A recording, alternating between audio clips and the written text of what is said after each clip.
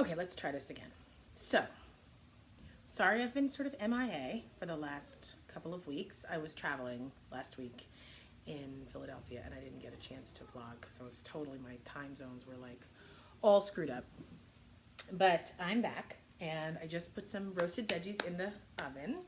Well, they're not roasted yet because it just went in the oven. But anyway, so I have been writing my next chapter, and that's been great. And what happens when you do that, when you use the writing your next chapter technique to manifest, is sometimes what happens is that you just start to become aware of thought patterns and beliefs and things that are kind of holding you back, that once you become aware of them, you can just let them go. You can just realize, well, that's not right. I don't want to be thinking that. That doesn't serve me.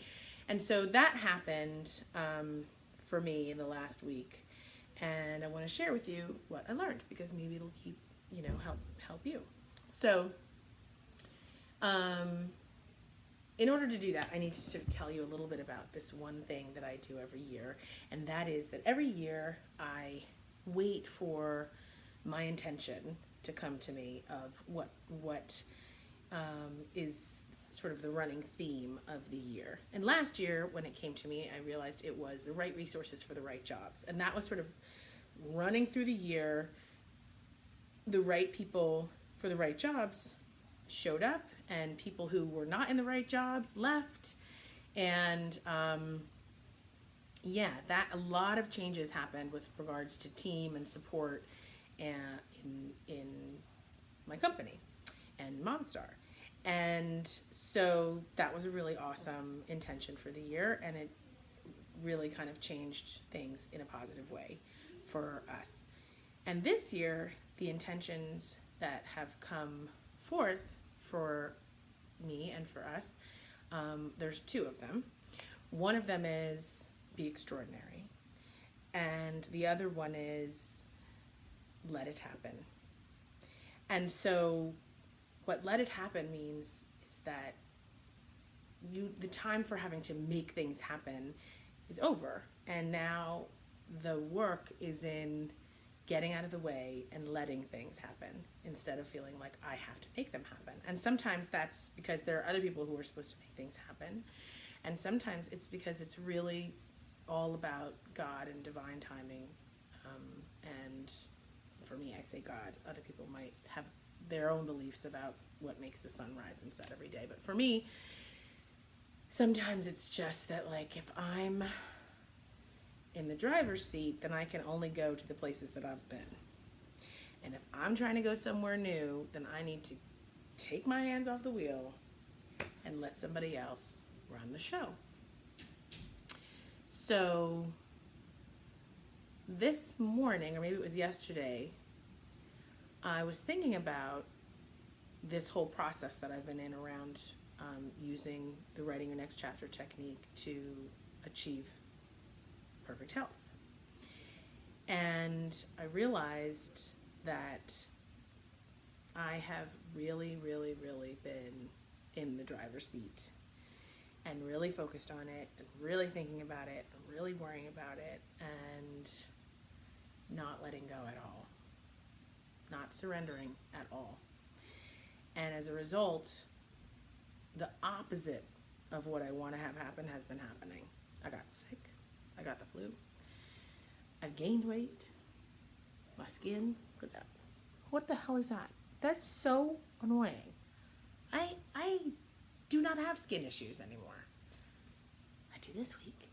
And it's all been, this morning in my meditation, what came up for me is a message is coming through to me. And the message is, remember, it's not about you making it happen anymore. It's about letting it happen. Sit down and shut up and let it happen. So, okay. So what does that look like? Does that mean I just kind of do whatever and throw care to the wind and just assume I could just eat Twinkies all day and, I'm just going to miraculously lose? No. No. I am a smart person, and I know what my body wants, or no, I don't always know what my body wants. But if I can be quiet and shut down the chatter in my head, then I can hear what it wants. And I can know when it's hungry and know when it's not. And I know what foods feel good, like really deep down good, and what foods feel good, like right up here, just like in my mouth for a second, and then they feel nasty everywhere else in my body.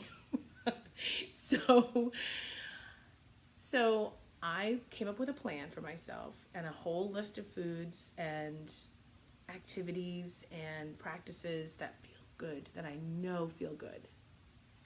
And today I started to implement them again. There are things that I've done at various points that I have learned from experience my body really, really likes, and I really like, and they give me energy and they feel good. And so today I went to the grocery store and I bought the things that I needed, and I set about to incorporating these things back into my life. And so here's what they are. So juicing. I used to, every single day, I used to juice. I used to juice kale and celery and apples and pears and cucumbers and beets. And guess what, people? We're going to start doing that again because it feels really good, tastes really good, and my body really likes it. So this morning I had kale, beets, apples, cucumbers, and carrots in a juice. And I like protein shakes. And I have really fabulous vegan protein powder in my closet that I have not touched in a very long time. And so today I restarted the process of using vegan protein powder and almond milk and frozen berries and matcha powder, and it was really, really tasty. I like SoulCycle. I like moving my body. I like doing it. And so when my daughter asked if we were doing SoulCycle today, I said yes, because I know it feels really good when I do it. I bought myself a 50-ounce bottle of water, and I filled it up, not once, but twice, because I know it feels really good when I'm drinking a lot of water. So that's the difference. Doing what feels good versus doing what I think I should be doing. There's a huge difference between those two things. And so yeah, I have roasted vegetables roasting in the oven, and I have a plan for the week to kind of keep some structure in place. I have accountability. We've rebirthed the text message diet, the TMD, which I did years ago with a friend of mine, and found it to be really helpful.